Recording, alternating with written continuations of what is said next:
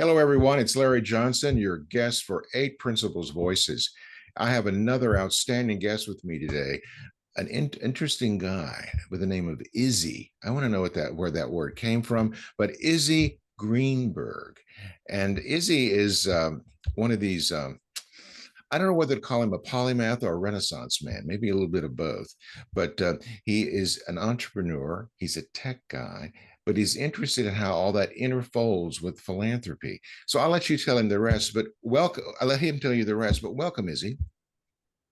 Thank you, Larry. Thanks for having me. So can you give our listeners just a little, maybe a 30-second framework of like sort of who you are and why you're here?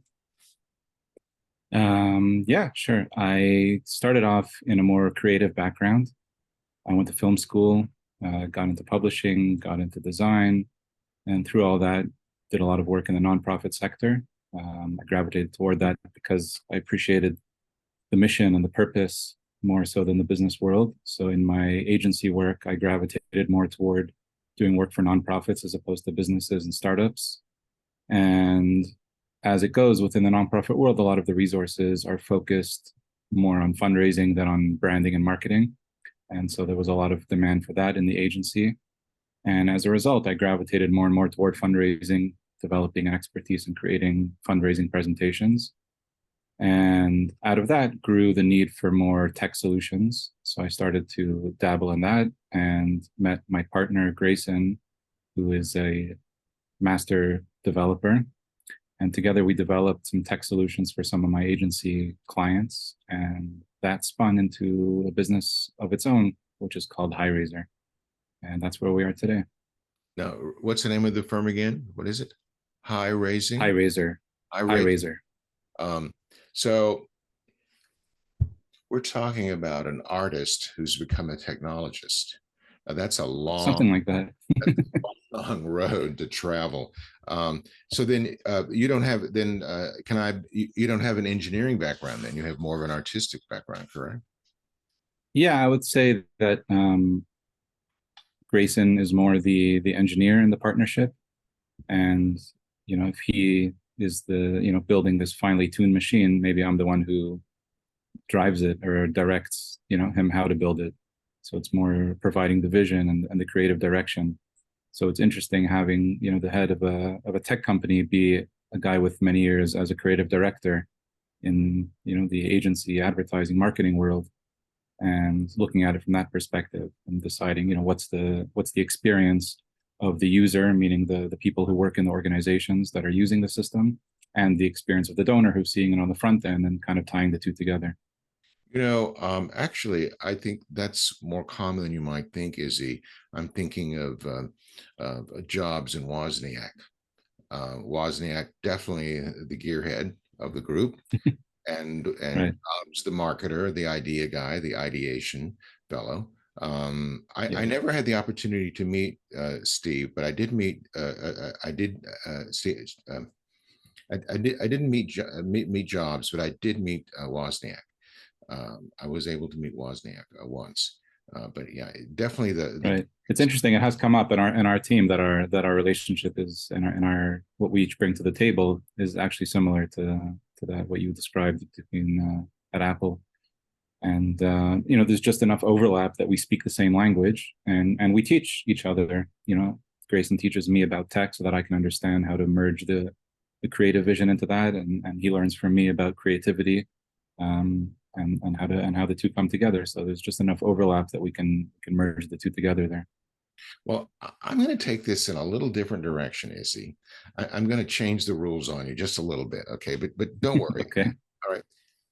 Let's talk about what makes a partnership work. You obviously Okay. have a successful partnership with Mr. Grayson. Is that his name? Grayson, yeah, Grayson Okay. Levy. And so tell me a little bit about how you met and what sparked that partnership. Okay. Yeah, I definitely. I'll start by saying that it's a very strong partnership to the extent that in the early days when we weren't sure if HiRaiser was going to take off or not, the discussion wasn't okay. At what point do we decide that this is a success or not and part ways? and move on. But so what's our next thing going to be? Like it was that, the connection was that strong in the bond. And I think it's mainly based on trust. I know it's a bit cliche, but there's, to really be able to trust the other person, not just, obviously when you're in business together. So, financials and confidentiality and things like that, but trust also that like, if the other person feels strongly about something and you're not sure, even if might be, you think it's your area of expertise, you let go and you trust the person. You trust that they're, and, it doesn't always work out, but I think a lot of times it does. There's a sort of a gut intuition. So how did we meet? We were both working out of the same office space at one point, and there was an event there. It's actually a kind of funny story, but there's one of these, networking events, and I was just sitting in my office and didn't really have a lot of time for that day. But they have these coordinators that work in the workspace that try to, get everyone to come to these events and things like that. And she kept coming by and kind of knocking on my door and saying, "Come on, Izzy, come join us, come join the event." I'm like, "All right, soon." And she basically, pulled me out of my office and convinced me to come to this networking event. The mayor was there. It was a pretty big thing. So you stand there, you listen to some speeches. There's some free sushi, and you're supposed to network and meet people. I came a little late, so people were already like mid conversation, and I was trying to look around to see, and I see Grayson standing by himself. So I'm like, all right, well, I'm here to meet somebody. I got to like check that off the list so I can get back to work, and they'll leave me alone. So I'm like, I'll go say hi to this guy who looks like he's also just as lost and lonely as I am in this crowd at the moment. Turns out now I know that he's just not very social, and I'm a little bit more social. But anyways, I go over to him and I said, "Hey, you look a little lonely over here. I thought I'd come hit on you." That was he just looked like the kind of guy that could handle it. So that was the opening joke, and I asked him his name. Said his name's Grayson Levy. That name Levy, the last name Levy, indicates a person who's a member of the Levite tribe, right? In the Jewish people. The priestly tribe. And I said, the priestly tribe, correct? So there's the Kohen is also part of that tribe. There's different names that indicate members of that tribe. And in my family, we have such a tradition that we're part of that tribe as well. Not everybody has the last name to match it. Those came later. So I said, "Oh, you're from the Levite tribe. I'm also from the Levite tribe. Very interesting. Where are you from, Grayson?" "I'm from Toronto." "Oh, you're from Toronto. I'm also from Toronto." So we started playing a little bit of geography, where in town. I asked him what he does for a living. He says he works in the nonprofit sector on the tech side, building tech solutions for nonprofit organizations. I said, "Interesting. I work in the nonprofit sector on the creative side, and I'm right now facing a dilemma." At that moment was when a bunch of our clients at the agency were coming to us and basically begging us to help them figure out a tech solution, building websites for special projects, but focused on fundraising, for capital campaigns, for crowdfunding. There were a lot of pain points with the solutions that were out there, and they were coming to me. And I tried working with web developers in the past to build things. Didn't really go. And at that moment, I was like at a crossroads. Am I going to dive into this? I had multiple people, both clients and fundraising consultants that I had worked with and partnered with, that were asking me to basically step into this sphere that I was not familiar with and not comfortable with. And at that moment, I met Grayson at that event, and I said, "Okay, we should talk, because I've got a lot of things on my plate that I don't know what to do with right now. Maybe you can help." He's like, "Sure, let's talk." So we exchanged contact info, made a time, got together, and started talking. And just he was very open to the idea. He was excited about it. We started building for those initial clients that were interested, the solutions that they needed. And Grayson, in his wisdom, convinced me to build it as a platform rather than individual websites. So that way everyone could benefit from the features that the others wanted, and that anyone who would be added later would also benefit from everything that was already built. And we wouldn't have to, rebuild it and move it around and copy it over. It would just sit in one place. And, the customers themselves wouldn't necessarily know the difference if it was a platform or an individual website. Obviously, it's a little bit more complex and requires more upfront investment of time and resources and money to do it that way. But he felt strongly about it. I felt I could trust him. We did that. Keep in mind, at this point, we had no agreement.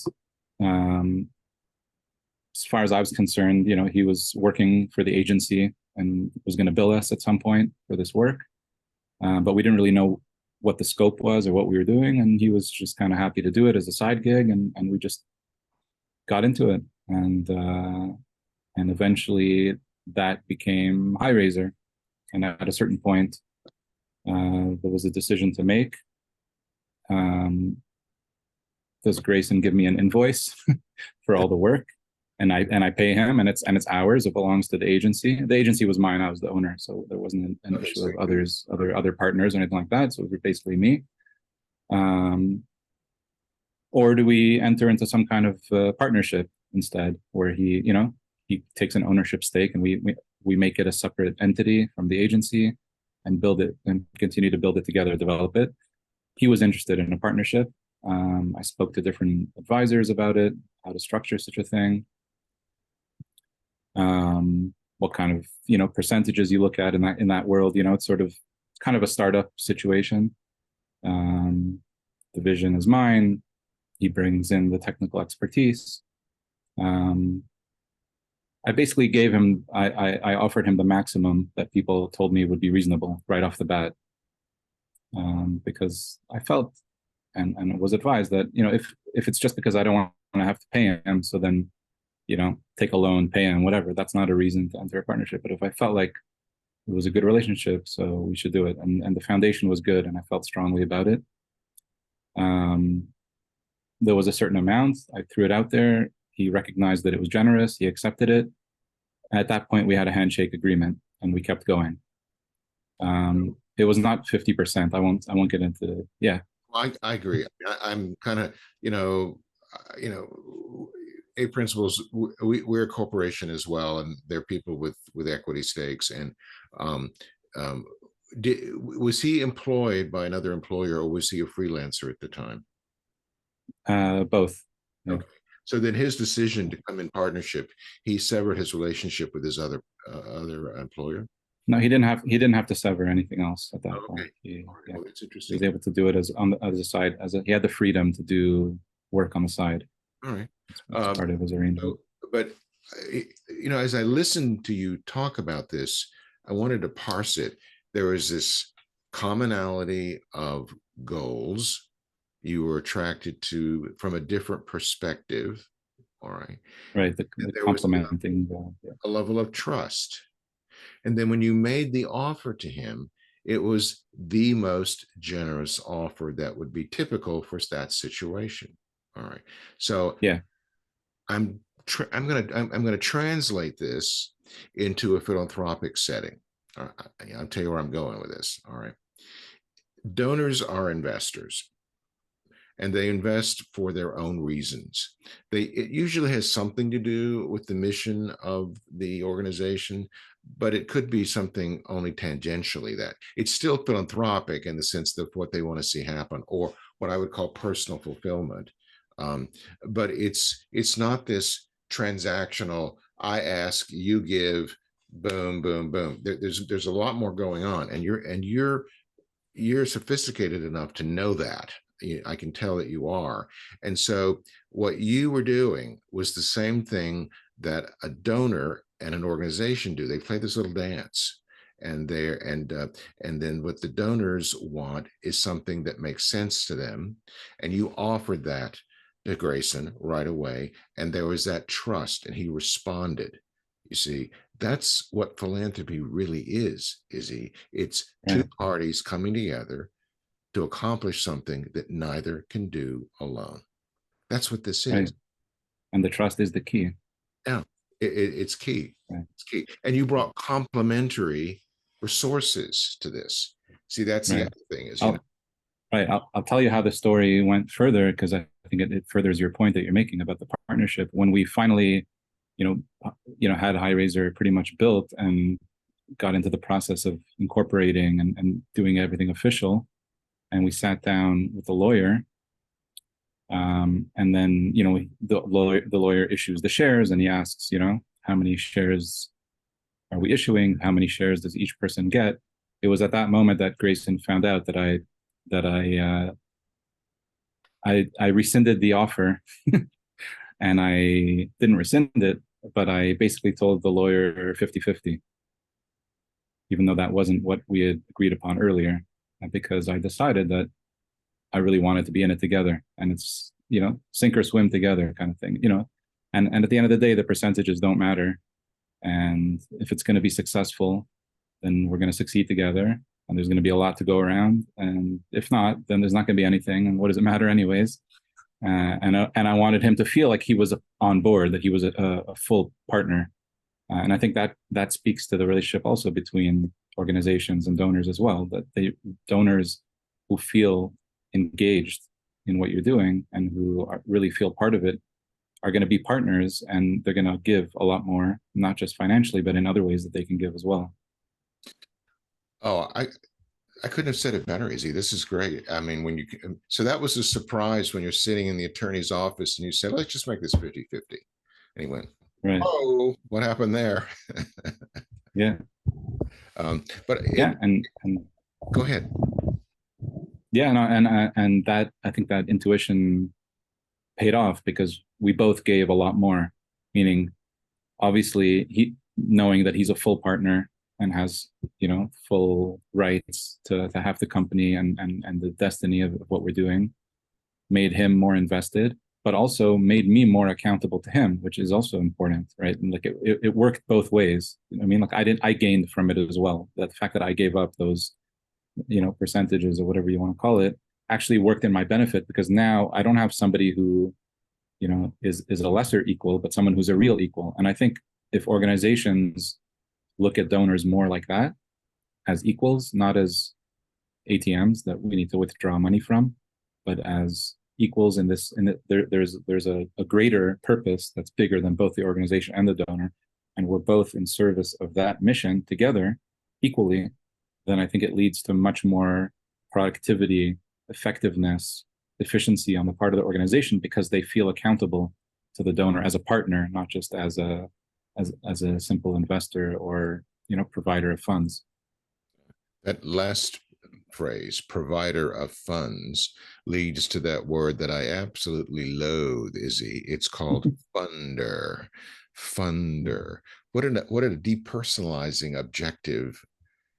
It's like, oh, there's this source out there that just kind of spits out money on occasion, and I don't really have any connection other than to spend it. Well, you talked about partnership. That's a word you don't hear much in philanthropy between organizations and those that invest in them. Where was I going with that? Well, that implies that there's a dual kind of complementary purpose. And it's what I like to tell people. It's two parties coming together to accomplish something that neither can do alone. Look at your partnership with Grayson. You brought very specific skills, abilities to the table, and it was cemented by a common goal and trust. Those are the two things that it required. So let's sort of go back, shift a little bit now. And so we've got this platform, HiRaiser. Can you describe this to me, please? Sure. Yeah, it's a software as a service that nonprofits use to make their online fundraising simpler, more effective, secure. It basically enables organizations to easily generate donate pages, fundraising campaigns, event registration pages, gala dinner pages, with all kinds of extra features and design elements and engaging elements for donors that just make everything united and connected that the organization is doing online, as opposed to, having different types of platforms that are used for all kinds of different things, or having generic donate pages whenever you do a campaign and appeal. Everything can be specific to the project that you're doing, yet united on one platform with the same user experience. Everything's fully branded for the organization. You don't see that there's a platform behind it. It just feels like you're interacting with the organization and its website. It's incredible. So does this, I don't want to get too technical, but does this integrate into an existing CRM system that maintains all the donor records? Or does it do that, or is it separate? No, we built it ourselves. It doesn't connect. It's not built on top of any other system, although it does integrate with a lot of popular CRMs like Salesforce and Boomerang and things like Okay. that. That's what I was. That's what Yeah, I was saying. Is that it does connect. yeah, Connected. All right. yeah, and obviously, you know, there's a whole backend system with all the data that can be downloaded and then, you know, uploaded and create reports and things like that. So um, there again, I don't want to get too technical, but I'm going to give into my gear sign here just a little bit. All these Sure. theorems they're different, but they share similarities, and I know that. So the question is, how complicated is the integration piece? Is it a standard module that get tacked on? Are they all a little different? How does it work? Basically, a HiRaiser is a standalone system that operates independently of any of the CRMs. And then we use the APIs that the CRMs provide in order to feed the data into the CRMs. That's basically the model that we work with. Yeah. You know, we have something similar. I forget what it is. There's a piece of software that does this, that kind of matches the different pieces and puts it together. Right. Yeah, Zapier, yeah. Zapier. Ta-da! I know you. Right. Okay. Right. For someone who's an engineer, Yeah. I'm still kind of struggling with some of that stuff. Anyway, Right. Zapier provides an interface to create integrations between software that don't integrate with one another. What we do is we build the integrations directly into the softwares that our customers are using. Same goes for payment processing systems and things like that. It's all integrated directly. all right. So are you involved in any particular sort of nonprofit vertical, healthcare, social service, cultural, or faith-based, or is it all across the board? In general, it's across the board. Based on our connections from our past experiences and networks and communities, there is a lot of faith-based organizations that are currently using our system. And that's probably our, you know, sort of core right now in terms of our bread and butter. But as more people find out about it, we're slowly growing beyond that as well. Some publication, education, even some think tanks, political organizations, things like that. Mm-hmm. Now, you're based in Israel, correct? Correct. Yeah. Do you have clients there and in the U.S.? No, HiRaiser is a U.S. company. It's a U.S. based company. The clients are U.S. based. We have a few also in Canada, Europe, UK. But no, we're not really geared towards serving the Israeli market. The financial system here is a little bit different, and the systems work a little bit different. We haven't yet tackled that. We might down the road, but right now that's not it's not our priority at the moment. So, what, you're incorporated in New York, or is that where you're incorporated? You know, Delaware, like everybody else. Delaware. Oh, yes. Smart move, sir. Smart move. I should have said that before. So, except when Musk wanted to pay himself a lot of money, the Delaware court didn't like that too much. So, but anyway, by the way, I don't know if you followed up on that, but he did get a shareholder vote of 65% favorable. So he got his pay after all. But anyway, because before it was just a board decision. But so then you are US clients, Canadian clients, British clients. Those are the three sort of areas. Those the main ones. Yeah. Mainly the US, but yeah, basically anywhere in the English speaking world. Any in Australia, New Zealand, down there? Not so much. No, we're not so connected there, and the time difference makes it a little bit complex as well. Yes, it does. I know that they're part of the Anglosphere, but their philanthropic sector is much smaller, less sophisticated than it is here, for sure. Tell me a little bit about. I'm going to pick your brain here for a minute. Tell me a little about the difference between U.S. fundraising and British fundraising. Tell me a little bit about that. I don't think I'm that much of an expert in British fundraising. I have a little bit of experience, so I don't know if I'm the right person to answer that. I know there's a lot more government involvement Mhm. in charities and philanthropy in the UK, in terms of both regulation of fundraising and also in terms of matching donations and things like that for certain causes. So that it involves much more strict adherence to these regulations if you're going to do any kind of even technology that's going to serve the market there and things like that. So when we had our UK partners, when we were speaking to them and building for them, we did have to institute certain things on the system that they would use. For example, in the US, it's common to ask a donor to tick a box to cover the processing fees of the donation, right? In the UK, that's against the law, or against the regulations. So we had to like disable that, even the ability for that feature to appear for UK based clients, lest they, accidentally, turn it on and then run into problems, regulatory problems. So for So a British nonprofit, they have to suck it up all the costs. In other words, they can't ask the donor to accept any of that. Even though somebody's paying it somewhere, it's getting sucked out at some point, but not up front. Okay. right, Um, yeah, something so like that. is Canada and the U.S. pretty similar as opposed to the Brits? Yeah, it's pretty. I would say it's pretty similar. So you've got this platform now, and it's pretty cool. So if someone wanted to go take a look at it, is it HiGH Razor? Is that how you find this? You'd get it through there as well. It's actually spelled HiRaiser, like without the GH. But I remember when we registered it, the one with the GH was available, but it was one of those like expensive premium domains. So we didn't buy it, and we just bought the one we wanted. We wanted it without the GH. That was the name of the company. But we said, if it takes off down the line, then we'll have to buy that one as well. And at a certain point, it became a no-brainer that we could afford the few extra bucks to buy that one as well, just so that way we're covered. But yeah. Well, I'm glad that it was Um, still available. That suddenly someone didn't get the idea and cut you off at the pass. Um, yeah. so, without giving away too much, Izzy, what's next?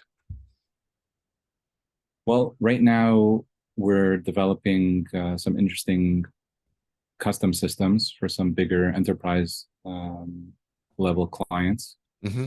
who started off using us for their peer-to-peer fundraising and things like that.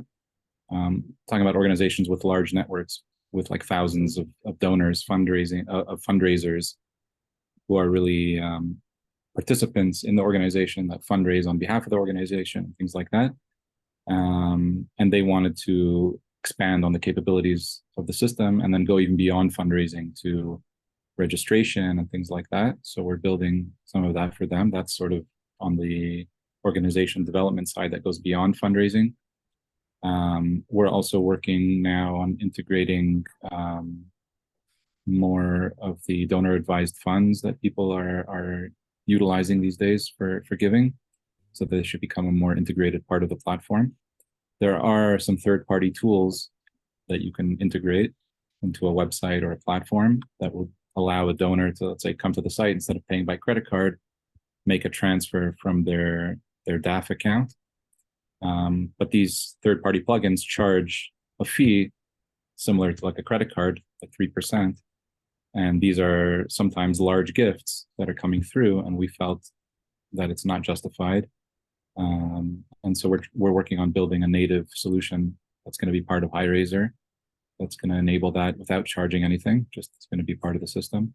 And so I think it's, to begin with, one of the founding principles of HiRaiser was not to charge any percentages or commissions or anything like that. Like a lot of fundraising platforms will take a percentage beyond just the credit card processing, which is separate and has to do with the banks, and we can't control that.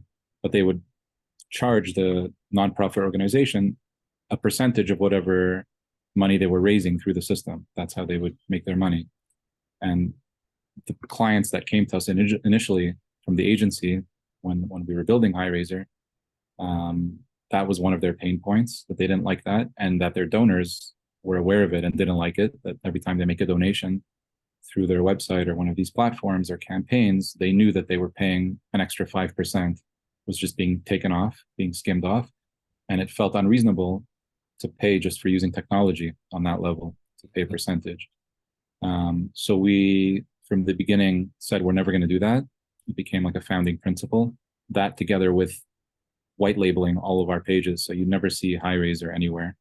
Those were the two main pain points that people came with at the beginning. And obviously from there, we developed much more sophisticated approaches to different things, but those were kind of two fundamental things. So we're extending that to the DAF sphere as well to enable the integration without having to charge those extra fees and keep it transparent that when a donor is transferring money, the donor knows 100% of the money is going to the organization. If they pay by credit card, they know, everybody knows that, 2 to 3% is getting taken off by the credit card company. But other than that, everything's going directly to the organization. And the organizations that work with HiRaiser, they pay a flat annual fee for their package to use HiRaiser. It doesn't matter how much they raise. So, they could raise $100,000 a year or $10 million a year through the system. That doesn't affect what we charge them. Just the only thing that gets affected is which package they're on, how much service they need, how much they need to use the system. So one thing you said caught my attention. So whenever HiRaiser is used, it's always white labeled. It's never branded on the user interface, the outside. Correct? Correct. Yeah, that's pretty clever. I like that. Right. Unlike, so one of the things we get when I reach out to people is, if I meet someone on LinkedIn, like you and I actually met on LinkedIn, which is an amazing tool to meet like-minded people in the same industry. So I'll introduce myself, say, hi, I'm Izzy, HiRaiser, whatever, give a little pitch about what HiRaiser is. And they're like, oh, sounds interesting. Never heard of it. I get that a lot, right? I'm sure you also, when I said it to you, I've never heard of it, right? And at a certain point, for a while, it kind of got me down. Like nobody's heard of us. We have, a few hundred customers, but nobody's heard of us. What do you mean no one's heard of it? What is this? We're doing good work. Where have you been? Right. Living under a rock somewhere? and it came up in one of our team meetings, and somebody pointed it out to me, and it was sort of like the, one of these light bulb moments, even though should have been very obvious. Like, that's a good thing. That's what the whole white labeled approach means, that's obviously a challenge for people to know about us, but we don't want people to know about us. We want people to know about the organizations, not about the platform. That's what it's really all about. And so I had this idea, and I think we're going to go with it soon to sort of do our first public marketing campaign about the fact that nobody's ever heard of us and how that's a good thing. And then hopefully that will make people hear of us because, the campaign, but that's sort of the idea that that it should really be about the organization and about the mission. And this goes back to what we talked about before, about a partnership and trust, because, there's the partnership between the organization and the donor. There's also the partnership between a service provider like HiRaiser and the organization as well. And that we're together also, we're a partner. We're also a partner in the service of whatever their mission is. And we don't want our agenda to get in the way of that, and our need to build our business to get in the way of that. We're going to build our business based on the fact that they're going to succeed, and they're going to tell their friends how HiRaiser helped them succeed. And as a result of that, others will hear about it. But we don't need to push. And in a way, it's almost like putting our logo on their pages and their campaigns and their emails or whatever the case is in a way like taking another percentage. So now not only are we taking a percentage of their donations, we're taking a percentage of their publicity as well, which really should be all theirs, right? And I think that this approach engenders trust. The fact that we're not taking a percentage and the fact that we're not taking any of the spotlight away from them also engenders trust, which makes the partnerships that we have successful and built for the long term. People are not, using HiRaiser for one campaign and then going somewhere else. Once people start using it, it becomes like their go-to thing, and they just use it for everything all the time. And those are the types of relationships that we look for. If we get the sense that it's not headed in that direction, we'd rather not waste everybody's time starting to develop a relationship that's not really going to work out long term. That's sort of our focus, is to develop these long-term relationships. And really, if we want to go take this theme of partnerships and trust even deeper, as religious men and as spiritual people, we can see it even in a broader sense, that there's one way to look at spirituality or the divine or whatever you want to call it as similar to a donor that's a funder. There's like, we're just recipients and we want to take, and God is our ATM, and we want him to give us money and health and happiness and meaning and satisfaction and peace or whatever it is that we're asking for. And he's like the donor that we're just like asking for money to solve our problems, which mainly have to do with the negative balance in our bank account. Or we can look at it as a partnership that, this earth was created in order for us to be partners together with God, with the divine, with spirit, with Mother Earth. I don't care what you want to call it. It doesn't matter, because they're all human constructs at the end of the day that we put on top of whatever the essential truth is there that everyone really feels in their heart and in their soul. And really, we're here as partners to build something together. And then that's really where you have the trust. And that's the basis of faith, is that trust that we have in this vision for humanity, even though it looks ugly and messy. And, we all know that that's the reality that we face today, is that sometimes it looks ugly and messy, but we keep trust and we keep faith that there is some kind of a mission and purpose. And there's also a faith and a trust in us as well, at the same time, that we are here to do that. Otherwise, why are we here? And we're here to accomplish that purpose together that we're here for. And that we're able to do it. I have now you're a pro. I'm just an amateur when it comes to this sort of thing, but I have a line for you. HiRaiser, the fundraising tech firm you've never heard of. And that's on purpose. Something like that. The headline we thought of is like, never heard of HiRaiser. Good. Like, exactly. Good. But this is impressive, Izzy, both what you've done, but the perspective you've taken for it. I'm a man of faith myself. We are created to be in relationship with God. That was the purpose of the creation. And that's what you're saying, is that we're in relationship with each other. We're in relationship with the divine. And it's when we try to short circuit those things that we get off the rails. And you see that whether it be in the fundraising arena or any of the other kind of arena, it requires that trust and relationship putting together. This is incredible. Want to shift one more time? I'm going to pick your brain again. All right. Okay. One of my people who know me that one of my hobby horses is the lack of sophistication when it comes to nonprofits in the way they use, or should I say misuse, technology, or they're not in your case certainly, but in some cases they're deceived or manipulated by an aggressive salesperson who wants to sell this. And one thing that I like to say to people is that many tech salesmen are selling Ferraris to people that really need lawnmowers. It's way too sophisticated, way too powerful, and they don't get the benefit from it, but they're paying a premium price. Or worse, they're putting undue faith in having it solve stuff it can't solve. You want to address some of that, both in terms of, do you see that, and then how you would propose to sort of get over that? How do we educate nonprofits?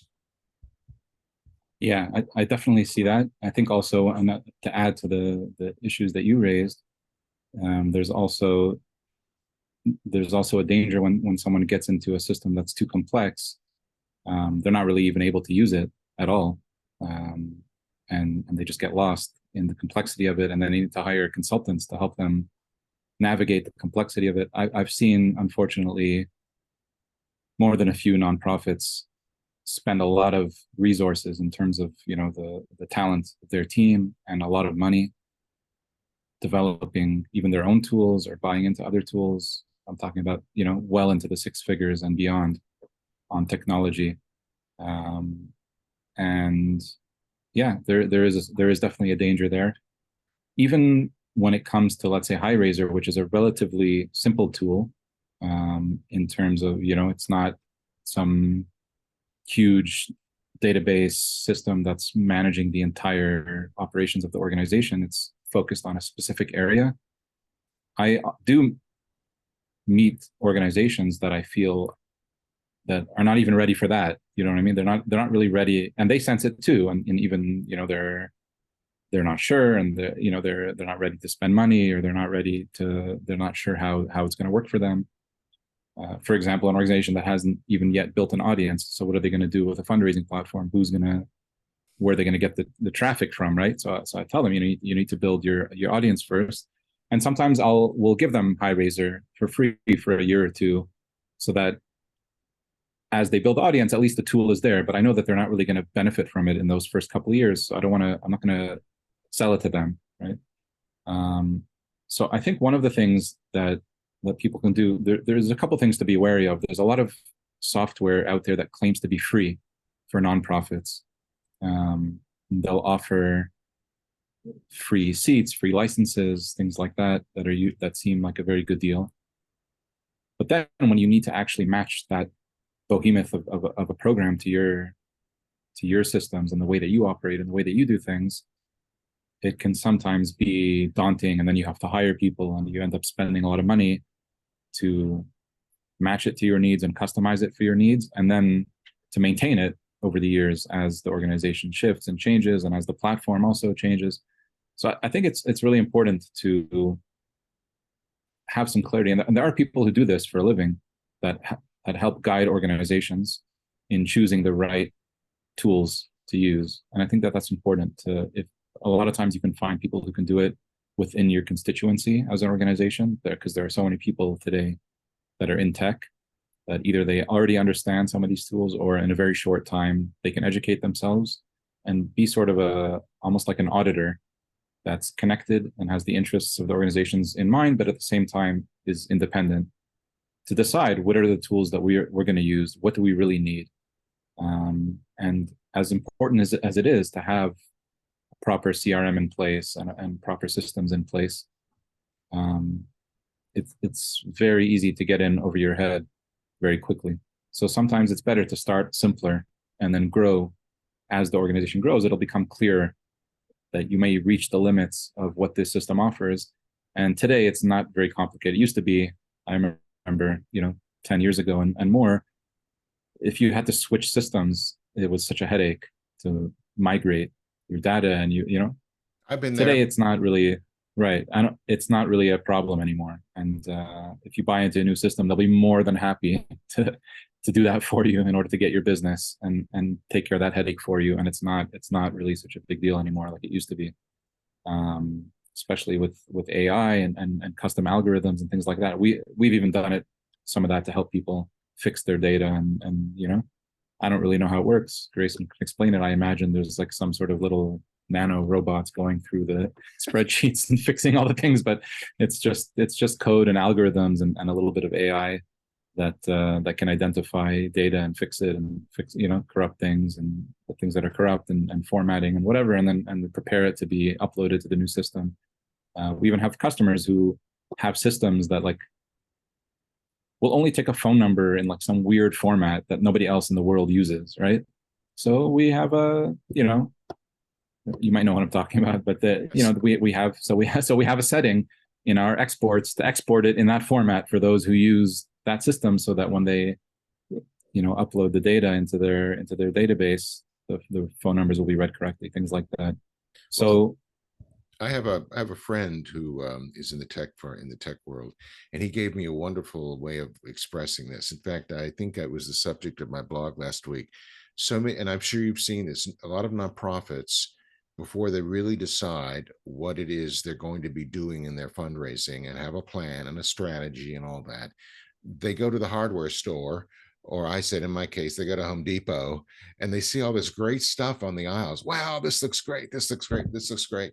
And you buy all this stuff and you bring it home and you go, what the hell am I going to do with this stuff? I mean, they buy all right. these tools because they're bright and they're shiny. And of course, I'm a tool guy. I love tools, got a tool belt, all that. I'm a gearhead, for heaven's sakes. And I come home and it's like, well, now what do I do? Did I really need to buy all this? Usually, no. I could have got, as my wife would tell you, I could have probably left about a third of it at the hardware store, but I'll bring it home. Right. I'm sure you see that too, where they've. Right. I saw, yeah, there's definitely this that sometimes that missing piece of doing a proper strategic assessment of what you need.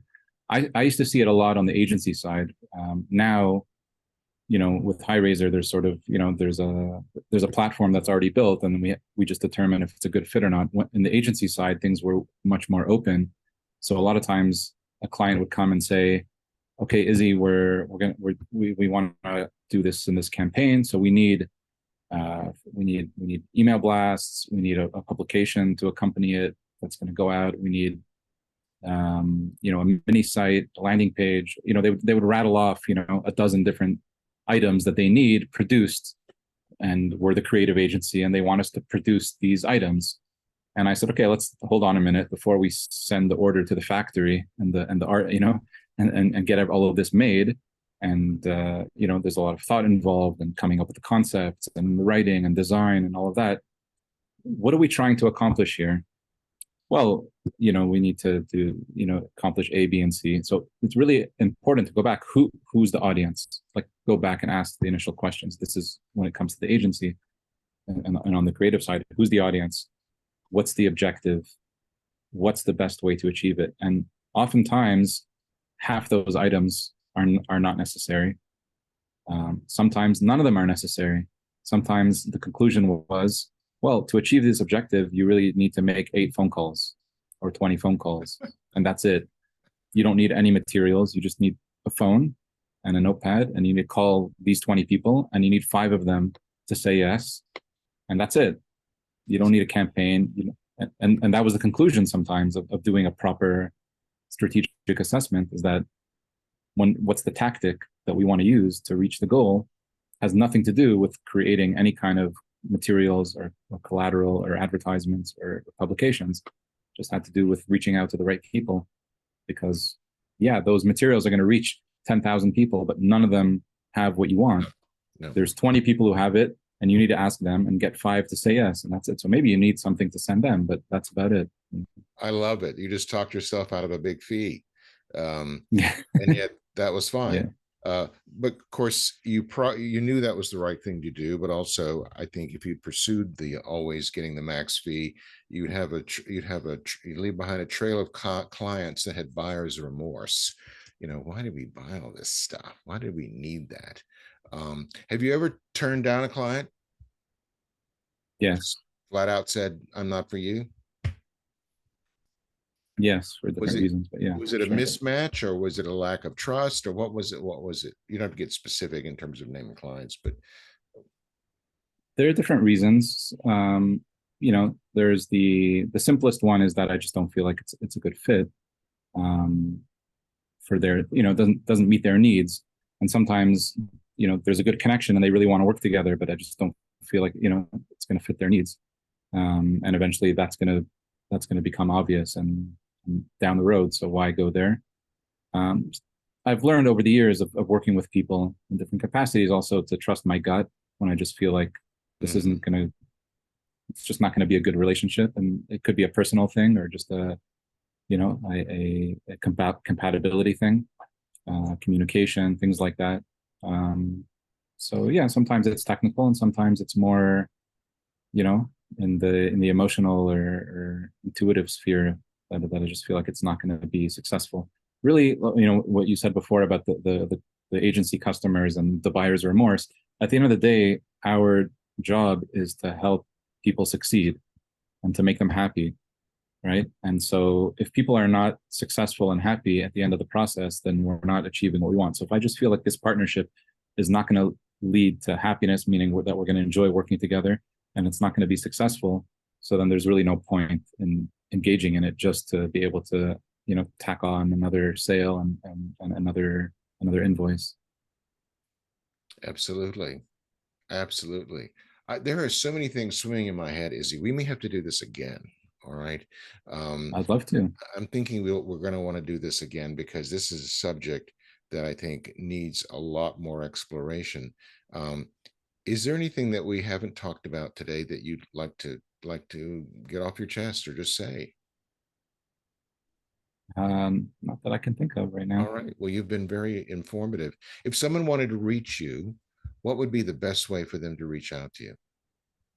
I'd say look me up on LinkedIn. It's probably the simplest way. And that's Probably not a Izzy, lot of Izzy Greenberg with an E. yeah, All yeah. right. HiRaiser, and it should be easy to find me there.